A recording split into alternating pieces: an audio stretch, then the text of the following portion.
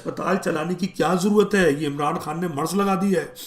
बे परवरदिगार ने दावतनामा भेज दिया तुम्हें, तुम्हारी किडनी फेल कर दी परवरदिगार ने, तुम्हारा हार्ट फेल कर दिया परवरदिगार ने, तुम्हें स्ट्रोक कर दिया परवरदिगार ने। तुम्हारा दावतनामा है कि चले आओ मेरी तरफ, मैं तुम्हें जन्नत की तरफ बुला रहा हूं, आओ जन्नत में आ जाओ मेरे मुसलमानों, आ जाओ, तुमने बहुत इबादत की, अभी और कर लो, मगर जन्नत की तरफ आ जाओ। तुम्हें मैंने फालिज दे दिया, तुम्हें मैंने कैंसर दे दिया, तुम्हें मैंने किडनी खराब कर दी। तो ये दावतनामा है परवरदिगार की तरफ से जन्नत की तरफ, मगर तुम नहीं, हम नहीं जाएंगे, हम नहीं जाएंगे। इसका मतलब है तुम्हें जन्नत पर भरोसा नहीं है। भाई रसूलुल्लाह ने तो कोई अस्पताल नहीं बनाया, रसूलुल्लाह ने तो कोई तिब नहीं बनाया, उन्होंने पैगाम हक दिया।